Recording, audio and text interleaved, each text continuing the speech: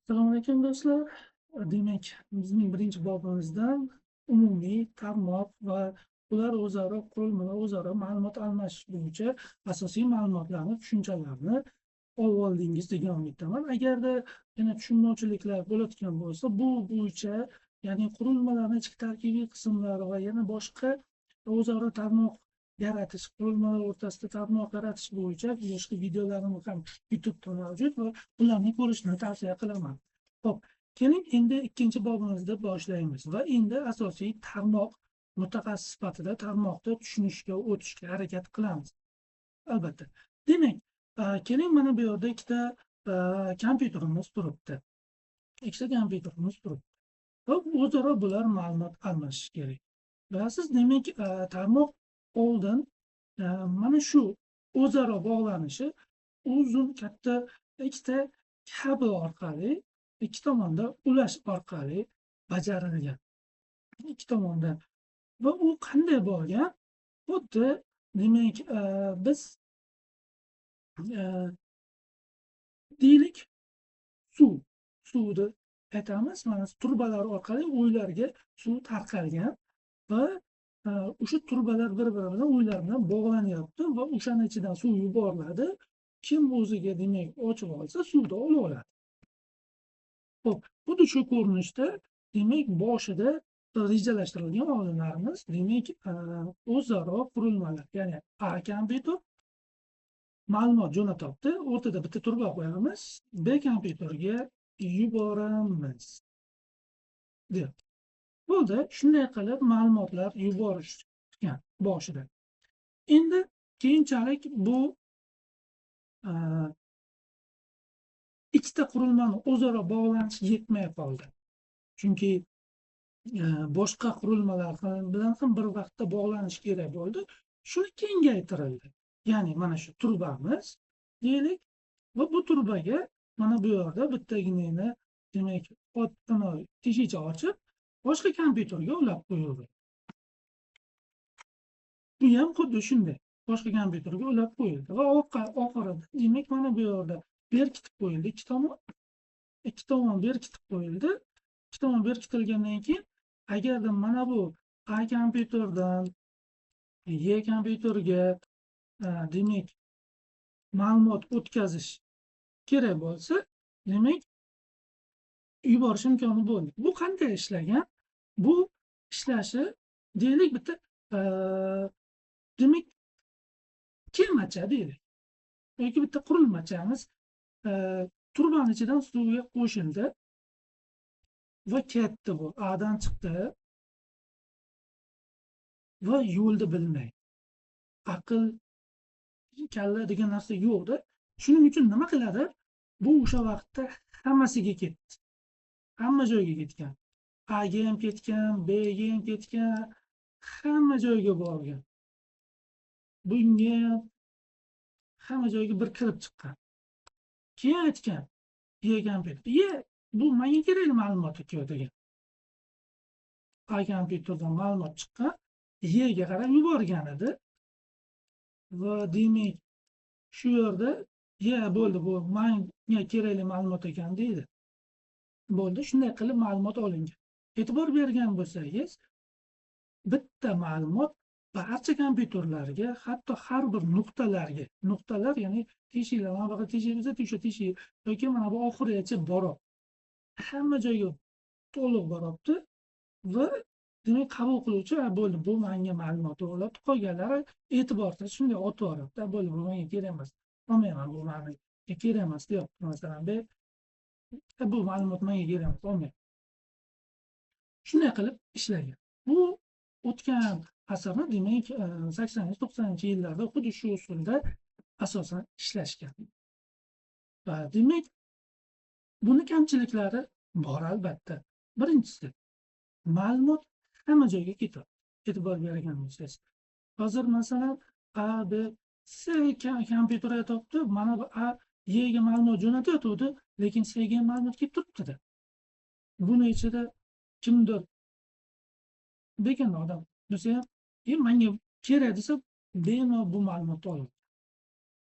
Demak, ma'lumot xavfsizligi umuman bo'lmaydi. Xavfsiz degan narsa o'zi. Ikkinchisi, u to'liq oqib kelgan va mana bu yerdan bitta sinib qoldi, teshicha bo'ldi deylik. Shu, demak, turbamizda bitta teshicha bo'ldi. Bu ma'lumot mana shu yerdan oqib ketavergan. Natijada qolganlarga bormagan. Hamma joyga borib urilib, keyin borish kerak bo'lgan, lekin shu yerda va natijada tarmoq bo'ldi, ishlamagan. Bitta joyda uzilish bo'lsa ham, buzilish bo'lsa ham, demak bo'ldi. Tarmoq ishlamadi. Va demak, ko'rinib turibdi, muammolari bor bo'lgan. Lekin mana shunda ishlashgan va buni bas degan. Bas tarmog'i deyilgan. Bas tarmog'i deyilgan. Endi yangi tarmoq turini yaratilyapti-ku. Bas tarmog'ining kamchiliklarini ko'rdik-ku. Endi yangi tarmoq yaratilyapti va shu yo'sinda bir nechta tarmoq turlari vujudga keladi va ularning umumiy tarmoq topologiyalari. Tarmoq topologiyasi qisqasi, demak, bog'lanishni bir qancha usullari deb tushunsak bo'ladi. Xo'p, shuni olgan bo'lsak, ketdik. Endi qanday qilamiz? Tarmoqni hosil qilish uchun o'rtaga bitta hab degan qurilma qo'yishga qaror qilindi. Bu hab qurilmasi repetitor bo'lib, ya'ni takrorlovchi bo'lib, bitta ma'lumot kirib keladi, u hammaga ma'lumotni uzatadi. Yaxshi. Ikkita kompyuterda buni foydasi yo'q. To'g'ridan to'g'ri ulasak bo'ladi-ku. Lekin 6 ta kompyuter bo'lsa-chi, ana bunda hab kerak. Demak, birinchi kompyuterimiz jo'natdi ma'lumot. Bu oldi va o'zi qabul qilganidan tashqari boshqa hammasiga uzatadi. Ko'rinib turibdi, ulanishi demak sal boshqacharoq, boyagi bastkidan ko'ra, bast topologiyasidan ko'ra, demak, star topologiya deyiladi. Ya'ni yulduzsimon, e'tibor bergan bo'lsangiz, yulduzga o'xshagan uchun yulduzsimon topologiya deyiladi. Hubning asosiy vazifasi bir joyda, bitta kompyuterdan ma'lumot qabul qilish va hammasiga bir vaqtda uzatish hisoblanadi. Xo'p, kompyuterlarga borib keladi va kimniki bo'ldi, meniki desa, bu men qabul qildim, bu menga desa bo'ldi. E'tibor bergan bo'lsangiz, bu bir xil deyarli bas bilan deyarli bir xil. Faqat masala hammasi kelib bunga ulanibdi. Deylik, mana bu ishlamay qoldi deylik, lekin qolganlari ishlaydi. Qolganlariga yuboradi. Lekin xavfsizlik bo'yicha albatta bunda ham hamma joyga ma'lumot bir xil ketganligi hisobiga bunda ham ma'lumotlar xavfsiz hisoblanmaydi. Xo'p. Topologiyani buni ham menimcha tushunib oldik. Nimaga start deyiladi? Topologiyasi. Xo'p. Va bularning bog'lanishi. Endi bundan ko'ra birozgina yaxshi, chunki bunda mana bu yerda uzilish bo'lsa, butun tarmoq ketar edi. Hubda esa faqatgina shuni o'zi, shu qurilmani o'zi ketadi, qolganlar bilan aloqa saqlanib qoladi. Shu o'rinda yana bir narsani aytish kerak. Ma'lumotlar bir vaqtda otilganda birdan qabul qila olmaydi. Ya'ni ma'lumotni jo'natadi, keyin qabul qiladi, yana jo'natadi. Shuni hisobiga bir vaqtda agarda mana bundan ham ma'lumot chiqdi, keyin mana bundan ham ma'lumot chiqdi, bo'ldi, o'rtada ma'lumotlar to'qnashadi va xuddi avtohalokatda bo'lgandek, demak, mashina avtohalokat bo'lib, mashina ishdan chiqadi-ku, ishlamay qoladi-ku. Xuddi shunday ma'lumotlar ham to'qnashadi, bo'ldi, musorga ketadi, bo'ldi, yo'q bo'lib ketadi tarmoqning ichida. Xo'p, aynan shu narsa bo'ladi. Xo'sh, endi ko'rdik, muammosini ko'rdik. Muammo demak, bitta yechib borilyapti. Qurilmalar, ya'ni bitta muammo bor, haqiqatan bo'ldi, bu ishlab tursin, kelaylik shuni yechaylik. Yechishdi-da, hab qilishdi. Xo'p, endi habni ham muammosi borki, asosiy muammo. Hali xavfsizlik boshqa narsalarga emas. Biz hozir endi nima sizga e'tibor berishimiz kerak? ma'lumotlarni bir vaqtda uzatilishiga e'tibor berishimiz kerak. Masalan, bu bir vaqtda keladi, hammasiga bir vaqtda yetadi. Bu degani bor energiyasini sarflab yuboradi. Keling bitta narsa qilaylikki, shu hammasiga ketmasin-da, faqat bittasiga ketsin, qolganlari ketmasin. Ma'lum. Shuni qanday qilamiz deganda, bridge degan qurilma ishlab chiqishdi. Endi aytayotganim haq, masalan, mana buni shuni ko'rsatamanda, buni switch deymiz. Mana bu yerni yopib turamanda, ko'rinishi bir xil. Hubni ham ko'rinishi mana shunday, demak, switch, bridge ham ko'rinishi shunday, switch ham ko'rinishi shunday. Shuning uchun qurilmani agar buni qiladigan bo'lsak, mana shu qurilma, buni tasavvur qilaveraylik, bu endi tungi versiyasi va bu switch deyiladi. Nomlanishi umuman olganda qaniydir bitta imkoniyat oshgan sari oshib boraveradi. Xuddi demak, bizning Cobaltlarimiz bir vaqtlar oddiy o'sha Cobalt, o'sha Cobalt. Nomi o'zgarmaydi, ko'rinishi o'zgarmaydi. Bitta narsasi qo'shib qo'yishyapti, magnitofon qo'shib qo'yishyapti, unisi farasini almashtirib qo'yishyapti. Talabdan kelib chiqib, vaziyatdan kelib chiqib qilinayotgan narsa. Xuddi shu narsa, demak, albatta texnologiyalarda ham xuddi shu narsa bo'ladi. Xo'p, endi mana shu yerda bridgeni tushungan bo'lsak, bu nima qilib berar ekan? Bo'ldi deyapti, ma'lumot. Birinchi kompyuterdan chiqdi, u oltiga jo'natyotdi, u to'g'ri oltiga yuborar ekan. Bo'ldi, bunga ham yubormas ekan, bunga ham yubormas ekan, bunga ham yubormas. Buni qanday qilishi mumkin? Albatta bo'ynagidan biror nima bilan farqlanishi kerak-ku. Qanday qilib aynan 6-chi kompyuterligini topa oladi? Mana shu savollar bo'ladi. Shu savol bo'lganda nima bo'ldi? Endi zamon rivojlanayotgan vaqtda shundan kelib chiqib, demak, ayni o'sha vaqtlarda MAC adres ishlab chiqa boshladi. MAC adres nima? Media Access Control. Bu adres. Bu shunday dunyodagi kompaniyalar hammasi kelishdiki, biz tarmoq qurilmalari ishlab chiqaryapmiz.